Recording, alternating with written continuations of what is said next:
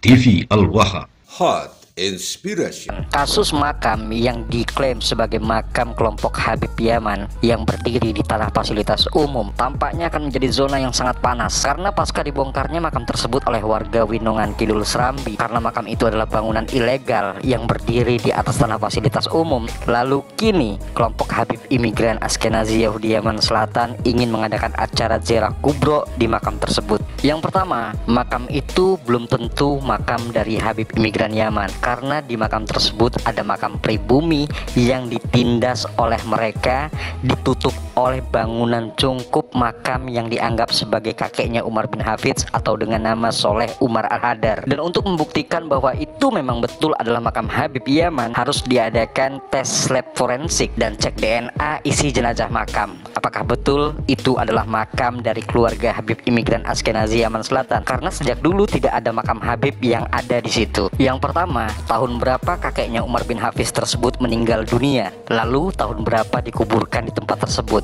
Karena sebelum tahun 2010 tidak ada makam Habib di tempat tersebut. Lalu jika kakeknya Umar bin Hafidz meninggal tahun 2009, maka umur berapa kakeknya Umar bin Hafidz itu meninggal dunia di Indonesia? Ini sungguh tidak masuk akal. Orang yang hidup di Yaman, mati di Yaman, lahir di Yaman, lalu tiba-tiba dimakamkan di Winongan Kidul Serambi. Itu artinya makam Soleh Umar Al-Hadar ini sangat bermasalah di tanah Winongan Kidul Serambi. Dan juga makam tersebut menjadi objek dalam kasus hukum Gus Tom dan juga Gus Puja dengan kasus tuduhan pembongkaran makam oleh keluarga Habib Askenazi Yahudi Yaman Selatan sebagai yang mengaku ahli waris dari makam tersebut. Sementara makam tersebut sedang dalam masalah besar, tiba-tiba kelompok Habib Askenazi Yaman Selatan, Topik Assegaf dan kawan-kawannya ingin mengadakan ziarah kubro yang diadakan pada tanggal 10 November 2025. Itu artinya sama saja dengan memancing di air keruh. Warga desa Winongan menolak acara tersebut. Kepala desa setempat pun tegas menolak acara tersebut karena makam yang dianggap makam Habib itu sedang dalam masalah besar. 500 orang warga desa telah tanda tangan. Tetapi apa yang terjadi? Bupati Pasuruan menekan kepala desa untuk tetap melaksanakan acara ziarah kubro dari keluarga Habib Askenazi Yaman Selatan. Ini sungguh seperti yang kita tahu bagaimana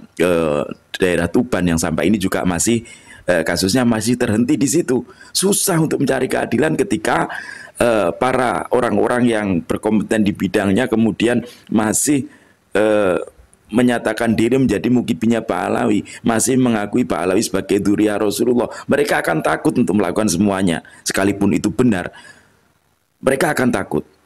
Padahal justru mereka sedang menistakan nasabnya Rasulullah. Dengan demikian itu ya, mereka itu sebenarnya secara tidak langsung telah menistakan nasabnya Rasulullah. Dan nasab semulia itu kok diklaim sebagai nasabnya Pak Alawi, kemudian tingkah lakunya nggak berjanji, nggak pada bisa ngaji ya. Terus kemudian nggak ada bukti dalam pengakuannya, tes DNA nggak berani, diskusi juga nggak berani. Coba itu yang mengeluarkan fatwa sonhorek haram itu.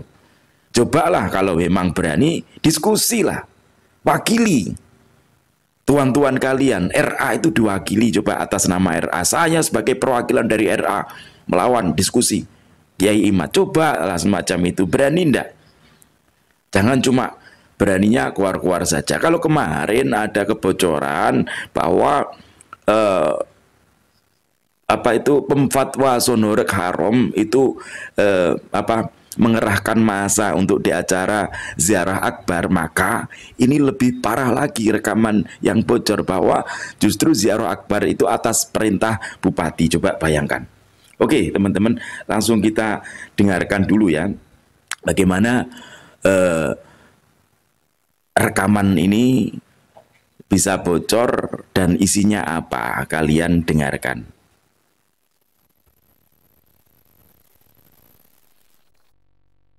Waalaikumsalam. Acara tetap jalan tanggal 10 November. Bib Taufik kemarin malam sudah ke Lebak, sudah ke Gus Najib. Gus Najib mengerahkan semua anggota Jamal. Adapun surat itu memang betul. Tadi malam saya sudah klarifikasi ke yang tanda tangan. Jadi waktu itu tanggal berapa, malam Senin itu ada acara tahlilan, kemudian sang tanda tangan ini orasi, kemudian ada orang yang ngidarkan tanda tangan, sama orang-orang dikira itu bantuan bansos umum, ngerti wong tua itu tanda tangan. Jadi sepihak, jadi tidak ada musyawarah, tidak ada rembukan dengan tokoh masyarakat, tidak ada rembukan dengan tokoh agama, itu hanya sepihak. Dan insya Allah acara tetap jalan. Anak tahu kok orang-orang yang tanda tangan itu semua itu cuma rekayasa pemerintahan setempat situ. Acara ini loh atas perintah bupati. Ya memang yang ngirim peti ya memang kepala desanya, perangkat itu sebagian perangkat. Insya Allah acara tetap jalan. Karena ini atas perintah bupati. Nah, ini yang perlu digarisbawahi teman-teman, bahwa acara ini benar-benar didukung berarti kan oleh bupati. Sementara ketika mereka mengatakan bahwa tanda tangan itu tidak ada rapat, tidak ada apa, itu juga salah. Buktinya sudah ada kok ya. Di konten saya yang kemarin itu sudah jelas banget ya, kata-katanya juga jelas, kemudian ada tanda tangannya juga, ada semuanya, ada tanda tangan kepala desa, kemudian ada BPD dan lain sebagainya. Di situ ada forum komunikasi dari elemen masyarakat yang memang tidak menghendaki adanya acara yang bisa memantik keributan di lokasi daripada makam umum Winongan. Itu kemarin sudah jelas, itu bukan rekayasa, itu bukan tanda tangan yang kemudian semacam mereka selalu menggunakan alibi-alibi semacam itu. Mereka membangun narasi-narasi semacam itu seakan-akan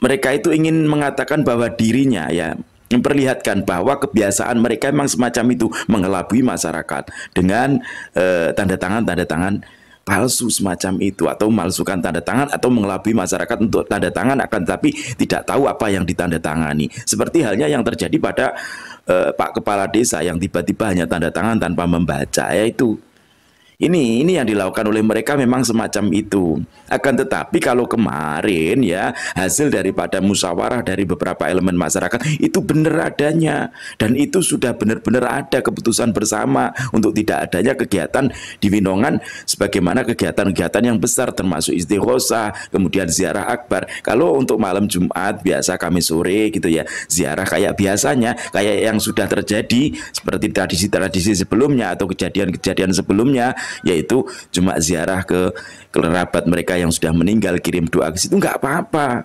Akan tetapi kalau dikerahkan semacam itu menjadi suatu acara besar yang melibatkan massa, itu memang dilarang, dan itu sudah kesepakatan dari Desa Winongan Kidul sudah semacam itu gitu loh. Artinya apa? Artinya ada tekanan dari penguasa setempat untuk kemudian bisa tetap mengadakan acara untuk menunjukkan eksistensi mereka. Tapi sekali lagi saya katakan kepada kalian, sekali lagi saya sampaikan kepada kalian yang masih membela Pahlawi, ketika kebatilan yang kalian bela, ketika kebatilan yang kalian benarkan, maka tunggu saja, karena Allah nggak akan lama, mungkin akan lebih cepat daripada apa yang kalian bayangkan.